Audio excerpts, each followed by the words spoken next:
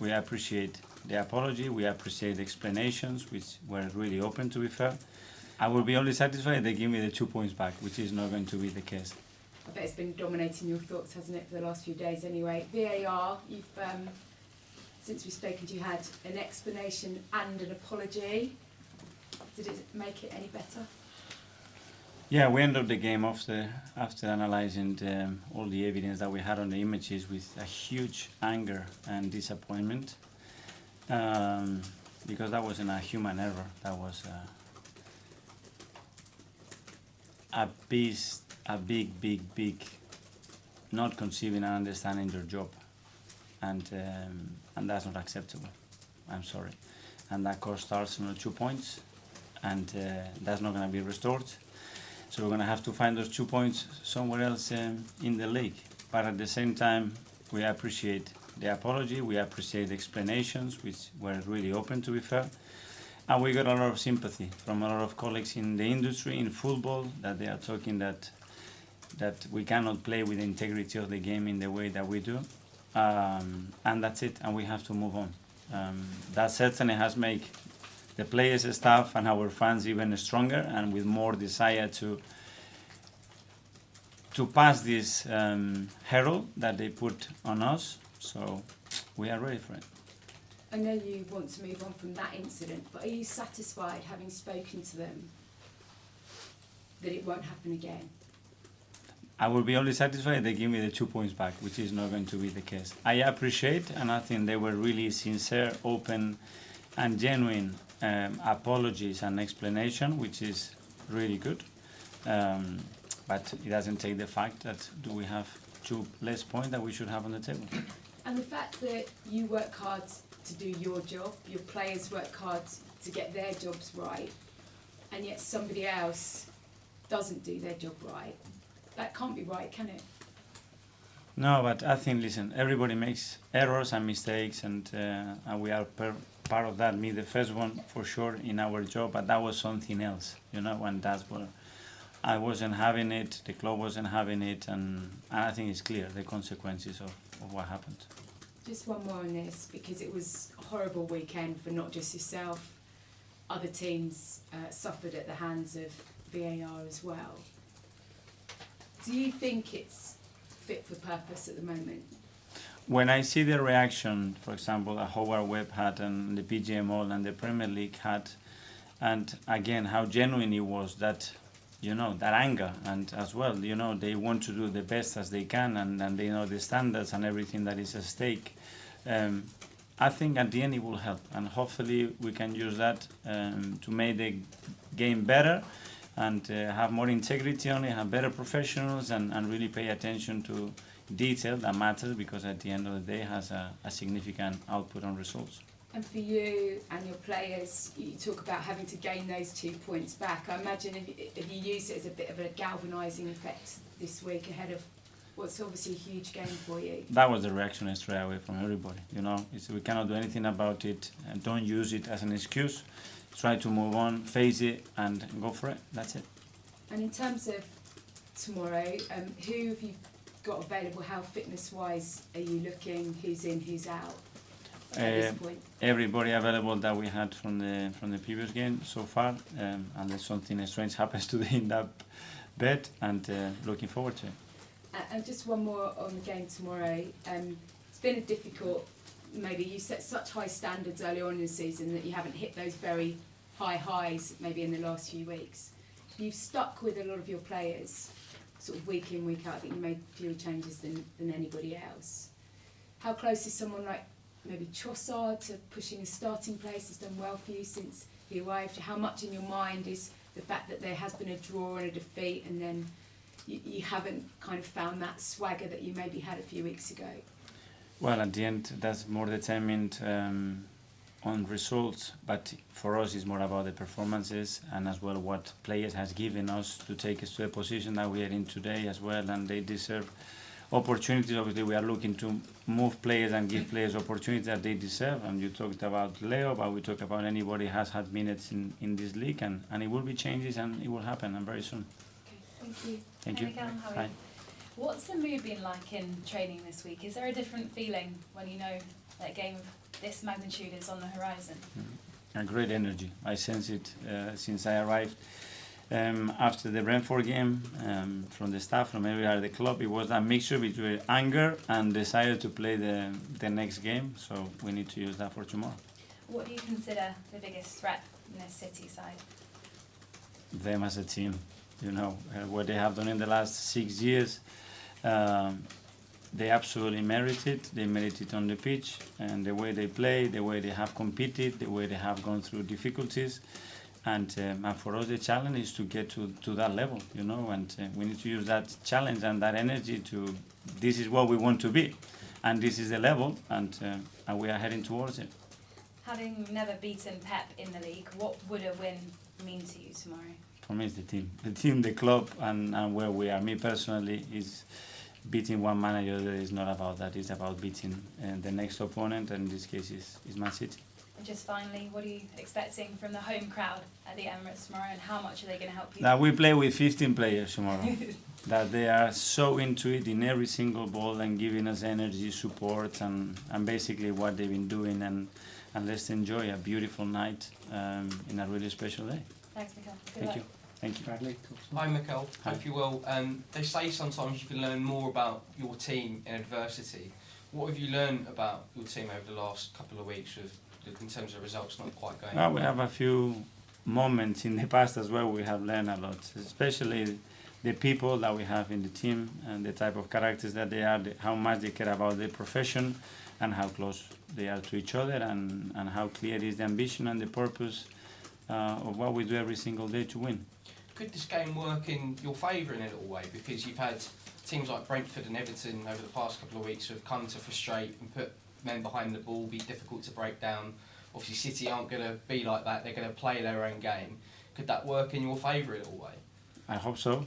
Obviously they have totally different qualities and game styles, but every team faces difficult challenges. You spoke about Pep a lot a few weeks ago when we had the FA Cup game, and you said you didn't really want to come up against him in the title race if you had the choice. What's it going to be like coming up against him on the touchline? Is it mixed emotions? Because I suppose you want him to do well, but you want to win for Arsenal at the end of the day as well. I want to win tomorrow. And lastly, I know you've had 51 points from 63 games, 63 points. It's incredible consistency. Did you ever think you'd be in this position come the start of the season? If you tell me at the start of the season, probably I would doubt, I would hope, but I would be doubtful. But this is where we are. We earn it, and now we have to move every single day to try to improve what we do. That's that. Thank you. Hi, Mikel. In the World Cup and in Serie A, we see they use semi-automatic offside now. When this is supposed to be the best league in the world, should they not be using the best technology available? I don't know if that would come. Obviously, there are many discussions around it, but we started the season in a way, and maybe in the summer there will be changes. I don't know what the plans are for that. And in terms of the human error aspect of it, the punishment, if you like, seems to be that referee then misses a game the following weekend. Do you think that needs to be a harsher punishment for the referees, not just Lee Mason, but for whenever these are judged to be mistakes? I don't know what it is. It's not for me to judge. This is not about someone makes a mistake and let's just crucify him. You know, it's not about that. It's trying to do the best that we can all together to have a fair sport and make the decision probably simpler or clearer, or the communications better, and hopefully that would help because of what happened last weekend.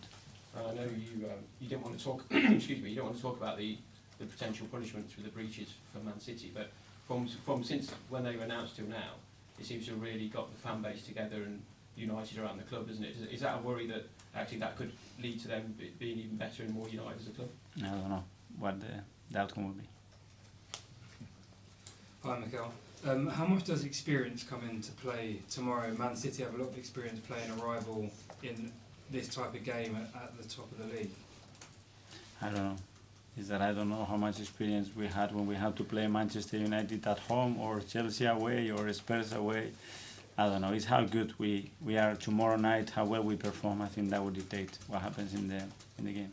But is it different to those games because it's a title race? You are the two at the top.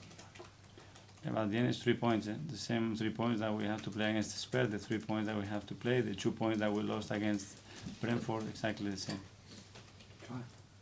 Hi, Mikel. Just to check, Emile Smith-Rowe and Reece Nelson, will they be available tomorrow, or are they still going to be out? I will do the list now, so I will make that decision. And Pep has spoken this season about how maybe some of his players are struggling to find the motivation after success, whereas your players are going into tomorrow's game hungry. For many of them, it's their first sort of title-deciding match. Is that an advantage for your side, do you think, over there? I don't know. We are comparing two very different things with huge experiences in doing that, and a lot of our players that have never done it. But we want to use that energy, that will, and that anger that we have inside to make the most out of it. Karen? Mikel, we've always known you were a leader and a student of the game, even as a captain here at Arsenal. But when you went to study under Pep Guardiola, was it a shared passion of tactical flexibility, or did it take it to a whole new level for you?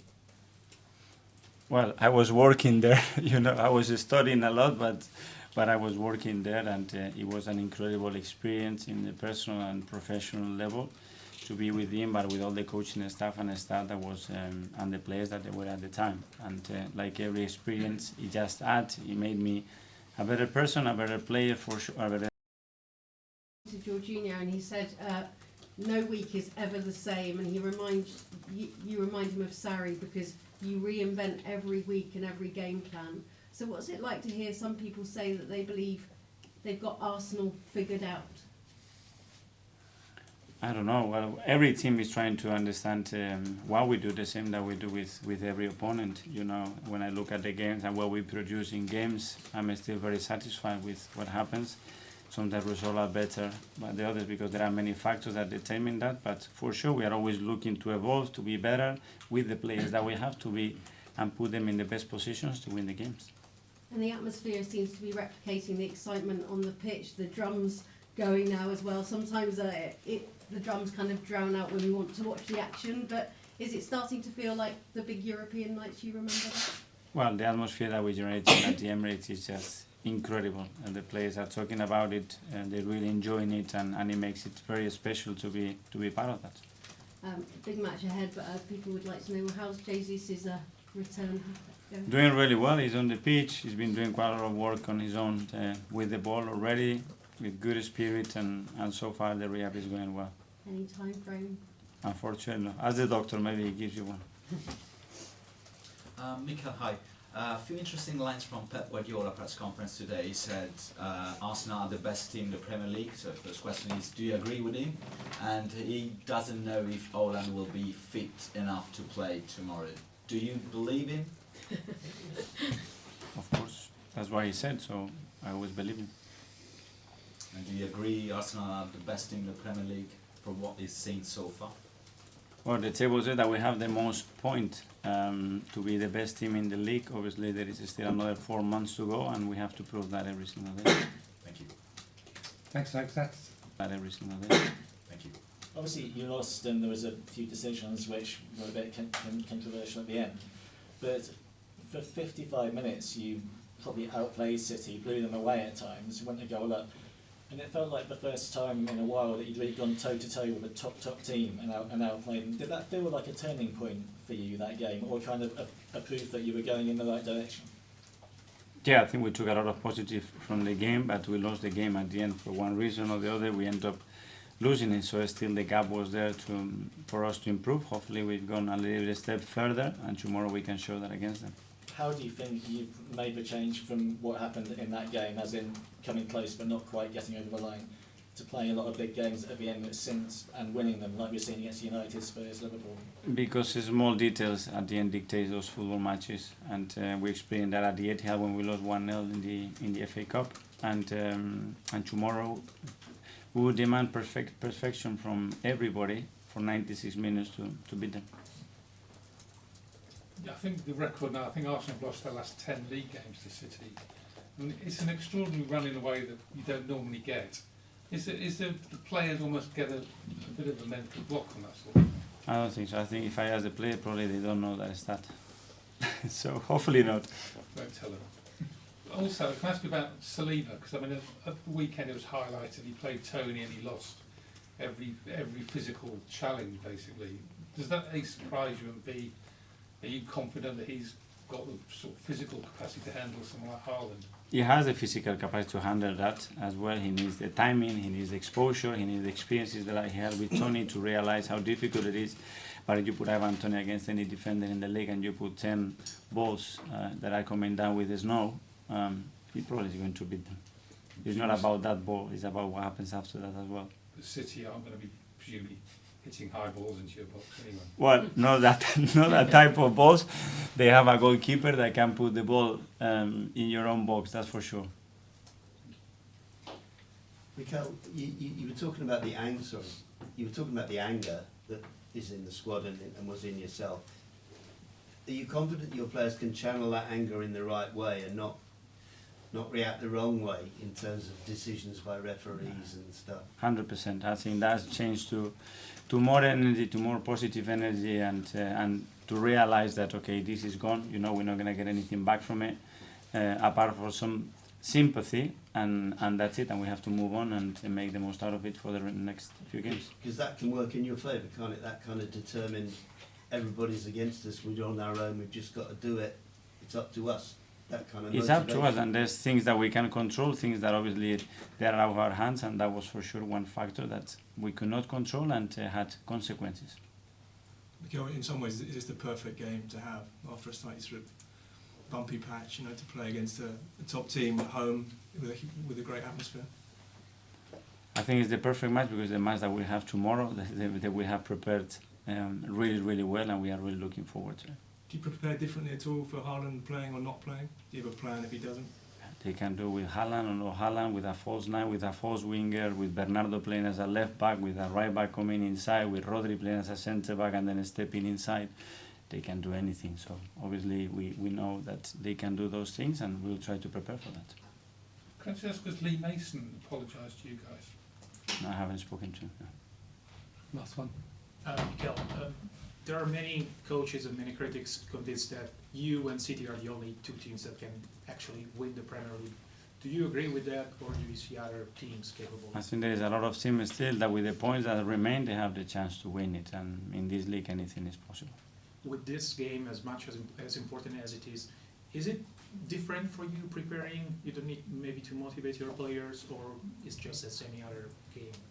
I think in terms of motivation, hopefully they don't need. I think the game takes care of himself, and the atmosphere that they're going to be playing tomorrow on it as well.